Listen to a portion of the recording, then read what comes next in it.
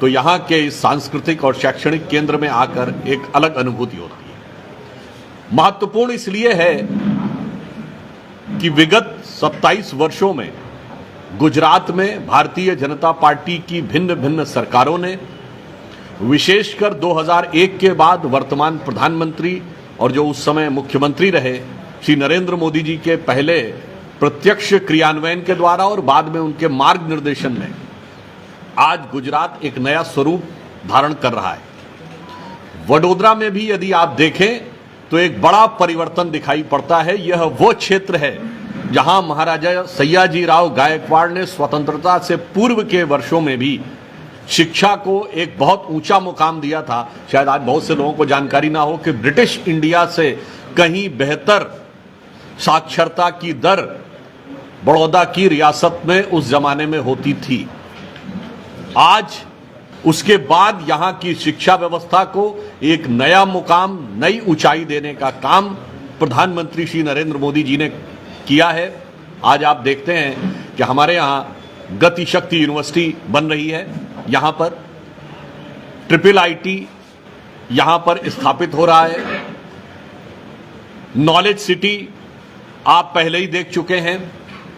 केंद्रीय विश्वविद्यालय यहां पर स्थापित होने की प्रक्रिया एडवांस स्टेज में है।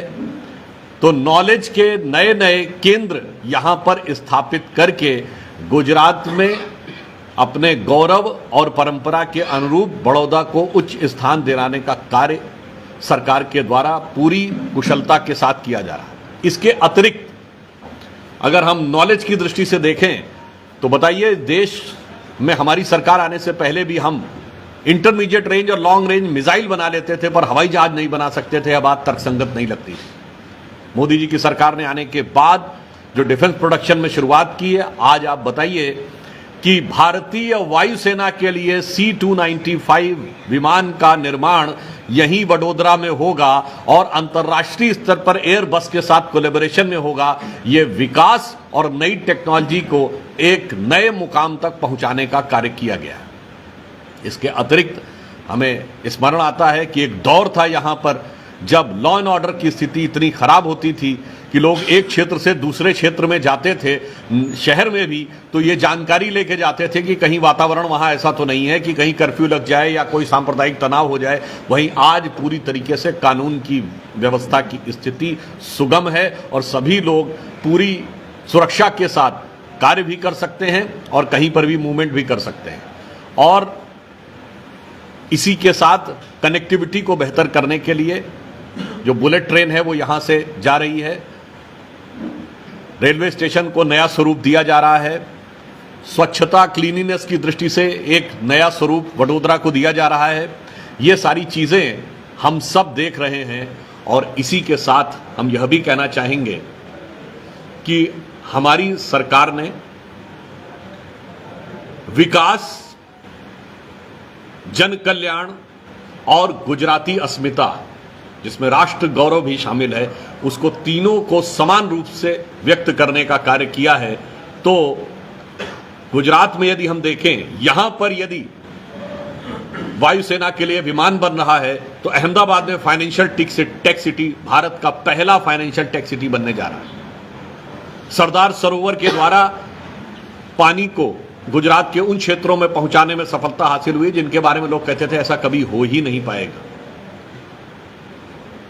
और प्राकृतिक खेती में चाहे डांग जिले को अथवा international centre of traditional medicine का केंद्र जामनगर में बनना हो, चतुर्दिक यदि आप देखेंगे तो गुजरात में विकास के नए स्वरूप दिखाई पड़ रहे हैं। परंतु उसी के साथ साथ एक उदाहरण भी देना चाहता हूं, जैसे मोढेरा का गांव है।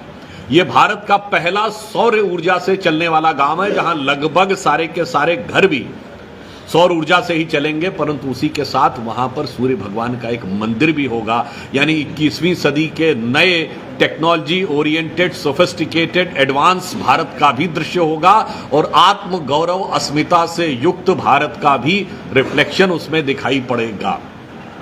यहां पर आपने देखा कि यहां के निकट में ही मां काली का मंदिर जो पावागढ़ में है, 540 या 42 वर्षों के बाद वहां पर ध्वजा पुनः स्थापित हुई और वही आप देखिए 550 वर्षों के बाद श्री राम जन्मभूमि की भी ध्वजा उतनी ही गरिमा के साथ, स्वाभिमान के साथ उभरती हुई दिख रही है और संभवतः मकर संक्रांति के आसपास जनवरी 24 में वह भी उभर कर सामने आएगा।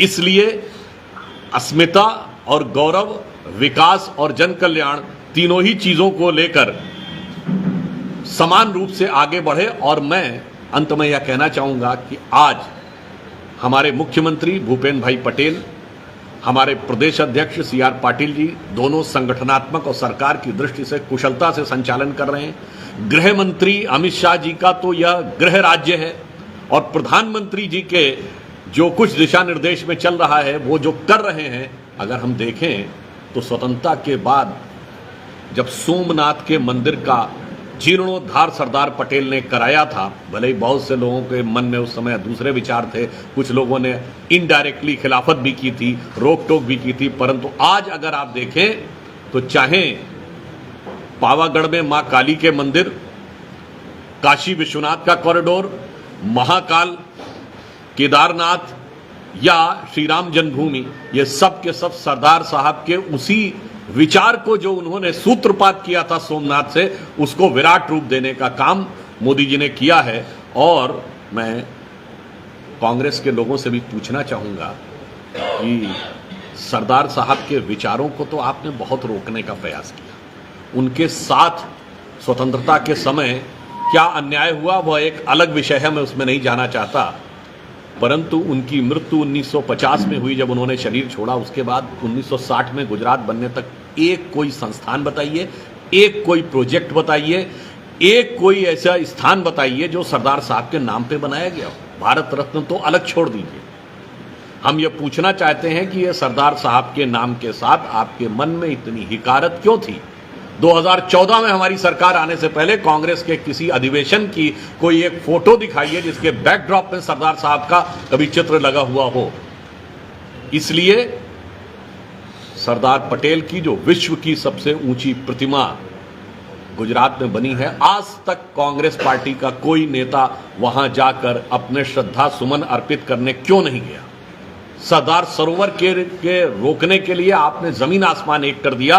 तो मैं यह पूछना चाहता हूं कि ठीक है, उस जमाने में सरदार साहब के प्रति कांग्रेस में एक परिवार के मन में कोई अन्यथा भाव रहा होगा, वो नहीं गए, पर आज गुजरात कांग्रेस के नेताओं से हम पूछना चाहते हैं, जैसे सोमनाथ के मंदिर के निर्माण के समय सरदार पटेल ने एक दृढ़ इच्छा शक्ति दिखाई, उन्होंने इस बात की परवाह नहीं की थी कि कौन क्या सोच रहा है दिल्ली में बैठ के। तो मैं गुजरात के कांग्रेस नेताओं से पूछना चाहता हूं, आप में से भी कोई एक सरदार साहब की मूर्ति के ऊपर अपनी श्रद्धा व्यक्त करने के लिए क्यों नहीं गया है? ये हम जानना चाहते हैं। ये कहीं ना कहीं दर्शाता है कि विषय सांस्कृतिक गौरव का हो या गुजरात की अस्मिता का या सरदार साहब जैसे विराट व्यक्तित्व को वास्तविक श्रद्धा देने का, हमेशा कांग्रेस एक निगेटिव पॉलिटिक्स या एक नकारात्मक राजनीति ही क्यों करती रहती है? अंत में मैं यह कहता हूं